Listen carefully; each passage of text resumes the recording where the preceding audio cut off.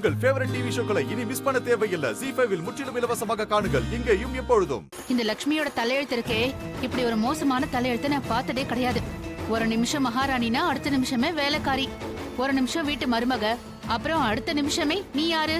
ஒரே நேரத்துல இவ்வளவு மரியாதை, ஆனா அடுத்த நிமிஷமே வீட்டை விட்டு விரட்டப்படுறா. பிரச்சனை எல்லாத்துக்குமே ஷாலு தான் காரணம். என்ன? ஷாலுவாலதான் எல்லாமே நடந்திருக்கு. இவ மலிஷ்கா கூட சண்டை போட்டிருக்க கூடாது, அதனாலதான் எல்லாமே நடக்குது. லக்ஷ்மி அக்கா எல்லாமே உன்னாலதான் அனுபவிக்கிறாங்க. நிஜமா தான் டெல் பண்றியா? ஆமா சித்தி. மை காட், இந்த ஸ்டோரியில நான் ஒருத்தி மட்டும்தான் வில்லின்னு நினைச்சேன். ஆனா இங்க லக்ஷ்மியோட தங்கச்சியில வில்லியா நிக்கிறா. இல்ல சித்தி, அப்படிலாம் இல்ல. நான் அக்காக்கு விளக்கம் கொடுக்கலாம் தேவையில்ல. நீ என்ன பண்ணுவியோ தெரியாத இந்த ஃபங்க்ஷனை நிறுத்தி ஆகணும் ப்ளீஸ். பனி, நான் இப்ப என்ன செய்ய? தனியா இருந்து என்ன பண்ண முடியும்? சரி, யார்கிட்டயாச்சும் ஹெல்ப் கேளு. ரிஷி மாமா இல்ல அக்கா கிட்ட போ. லக்ஷ்மி அக்கா கிட்ட போ. அவளுக்கு தைரியம் சொல்லு, அவளை தடுத்து நிறுத்த சொல்லு, அவளை நல்லா தூண்டி விடு, அப்புறம் அவளே வந்து நிறுத்திடுவா. ஷாலு, இன்னைக்கு இந்த என்கேஜ்மெண்ட் நடந்துருச்சுன்னா நாளைக்கு நிச்சயம் கல்யாணம் நடந்துரும். லக்ஷ்மி அக்கா ரிஷி மாமாவை லவ் பண்றா. நீ தானே இதை என்கிட்ட சொன்ன, அதோட இது உண்மையும் தானே? அக்கா மாமாவோட மனைவி, கணவன் மனைவி உறவா அக்கா எவ்வளவு மதிக்கிறான்னு உனக்கு தெரியும்ல. மாமாவுக்கும் மாலிஷ்காவுக்கும் கல்யாணம் நடந்துச்சுன்னா அக்கா உடைஞ்சு போயிடுவா. அவளால இதெல்லாம் எப்படி பார்த்துட்டு இருக்க முடியும்? பாடுறதுக்கு அவகிட்ட ஏதாவது அர்த்தம் இருக்குமா? இது எல்லாத்துக்குமே காரணம் நீதான். ஏதாவது பண்ண, ஆனா இப்பவே பண்ணு. எனக்கு தெரியாது, நீ இத போய் நிப்பாட்டியே ஆகணும். நான் இப்ப வரேன். நான் ரொம்பவே சந்தோஷமா இருந்தேன். ரிஷி எனக்கு கணவனா இருக்கும் போது நான் ரொம்பவே ஜாலியா இருந்தேன். மனசுல சந்தோஷம் நிறைஞ்சிருந்தேன். எனக்கு எந்த கவலையும் இல்ல. அவன் எனக்கு சாரதியாவே இருந்தான். ஆனா இந்த நேரத்துல நான் என் கணவனையும் சாரதியும் ரெண்டு பேரையுமே இழந்து நிக்கிறேன். ரெண்டு பேரும் என்னை விட்டு விலகிட்டாங்க. ஷாலு, மலிஷ்கா ரொம்ப கரெக்டா தான் சொன்னான். ரிஷி ஒரு தடவை இந்த என்கேஜ்மெண்ட் ரிங்க மலிஷ்கா கையில போட்டுட்டா மலிஷ்காவோட அதிகாரம் அதிகமாயிடும், என்னோட அதிகாரம் குறைஞ்சிரும். உன் அதிகாரம் குறைஞ்சிரும் நினைக்கிறியா? அதுக்குதான் நீ இவ்வளவு வருத்தமா இருக்கியா? அக்கா அழாத. அக்கா ப்ளீஸ் அழாதக்கா. என்னால ஷாலு, நான் ஜஸ்ட் ரிஷிக்கு காட்ட விரும்பினேன். மலிஷ்கா கூட என்கேஜ்மெண்ட் பண்ணிக்கோன்னு நான் தான் சொன்னேன். ஆனா நேரம் நெருங்க எனக்குள்ள ஒரு சின்ன பயம் ஏற்படுது. எனக்குள்ள டென்ஷன் வருது. என் மனசுக்குள்ள என்னமோ உடையற மாதிரி நான் ஃபீல் பண்றேன். உள்ளுக்குள்ள என்னமோ செத்துக்கிட்டு இருக்கு. அதுதான் எனக்கு ரொம்ப வலிக்குது. நான் எப்படி ஃபீல் பண்றேன்னா, உள்ளுக்குள்ள என்னோட இதயம் உடைஞ்சு போகுது. என்னால ஒழுங்கா மூச்சு கூட விட முடியல. ஷாலு,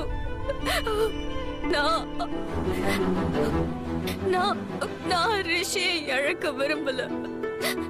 நான் என்னையே தடுக்க முயற்சி பண்றேன். ஆனா என்னால இத பண்ண முடியல.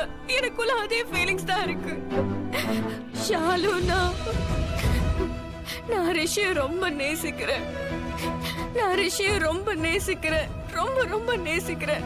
இத்தனை விஷயங்கள் இவ்வளவு நாளா எப்ப நடந்துச்சு, ஏன் நடந்ததுன்னு கூட எனக்கு தெரியல. ஆனா நடந்துருச்சு. நான் ரிஷியை ரொம்ப நேசிக்கிறேன். சரி,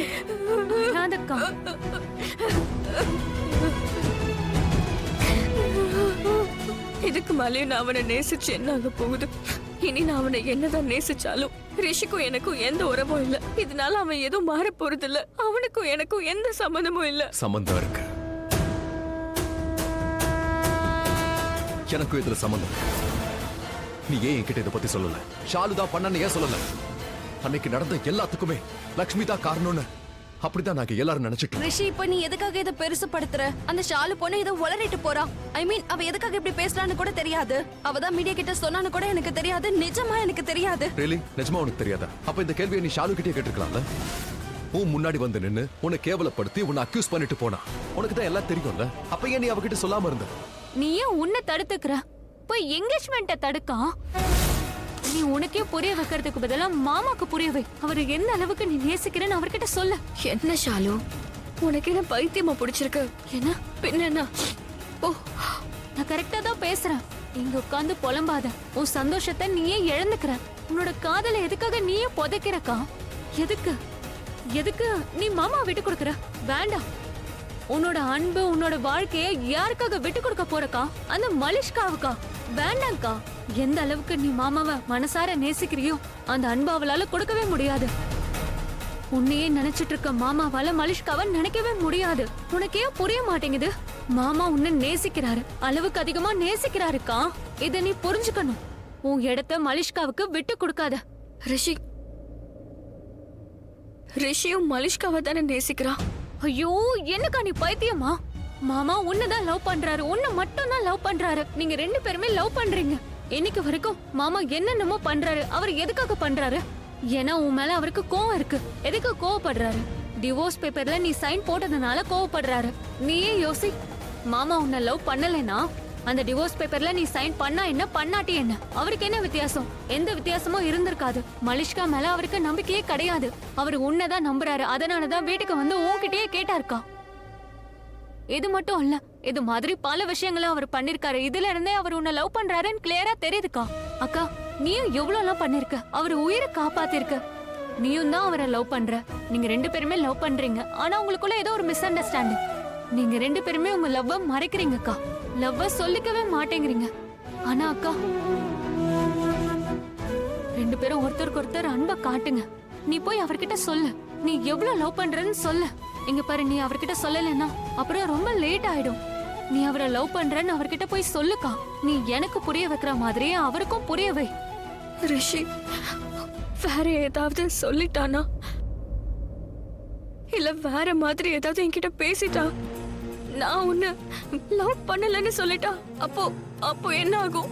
எல்லாருமே என்ன பார்த்து சிரிப்பாங்கல்ல, மொத்த உலகமும் சிரிக்கும். அக்கா, அடுத்தவங்க என்ன சொல்லுவாங்கன்னு யோசிக்காத. நீ இங்க உட்கார்ந்து அழும்போது உன்னோட கண்ணீரை தொடச்ச விட யாரும் வரலக்கா. மாமா தான் வந்தாரு. நீ இவ்வளவு எல்லாம் பண்றல யாருக்காக? மாமாக்காக தானே பண்ற. எவ்வளவு எல்லாம் பொறுத்துக்கிட்ட. யாராவது உதவிக்கு வந்தாங்களா? இல்ல. அதனால நீ யாரையும் கண்டுக்காத, விட்டு தள்ளு. உன்னை பத்தி மாமாவை பத்தி மட்டும் யோசி. நீயே போய் மாமா கிட்ட சொல்லு. அவரும் ரொம்ப சந்தோஷப்படுவாரு. நீ அவரை லவ் பண்றன்னு மாமாக்கும் நல்லா தெரியும். என்ன, நீ உன் வாயால அவர்கிட்ட இந்த விஷயத்த சொல்லல. நீ அவரை நீ லவ் பண்ற விஷயத்த இது வரைக்கும் தெளிவா அவர்கிட்ட சொல்லல. இப்ப போய் நீ சொல்லுக்கா. எல்லாத்தையும் சொல்லிடு. நம்ம பல விஷயத்த உணர்றோம், ஆனா அதை வெளிப்படுத்தினா தானே சரியா வரும். இந்த விஷயத்த நீ அவர்கிட்ட சொன்னீனா அவர் ரொம்ப சந்தோஷப்படுவாரு. உன் மேல நம்பிக்கையும் வரும். நீ சரியாதான் யோசிக்கிறேன்னு அவருக்கும் தெரிய வரும். நீ போக்கா. நீ போய் அவர்கிட்ட சொல்லு. உன் மனசை திறந்து அவர்கிட்ட பேசு. அதுக்கப்புறம் பாரு, மாமாவே சொல்லுவாரு. எனக்கு என்கேஜ்மெண்ட் வேணான்னு அவரே சொல்லுவாரு. ஓடி உன்கிட்ட வருவாருக்கா. இதுதான் சூப்பரான ஸ்பாட். இது பாரு, இங்க இருந்து கரெக்டா ஷூட் பண்ணலாம். அவங்க அங்க மோதிரம் போடுவாங்க. அவன் மோதிரம் போட்ட அடுத்த நிமிஷமே அவனை குறி பார்த்து அப்படி சுட்டோம்னா சத்தம் கேட்கும்டா. சைலன்சரை ஃபிக்ஸ் பண்ணணும்.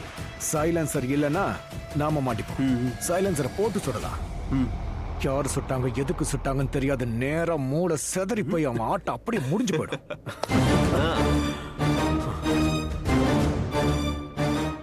ஜீ5 ஆப்பை டவுன்லோட் செய்து அனைத்து எபிசோடுகளையும் இலவசமாக பாருங்க.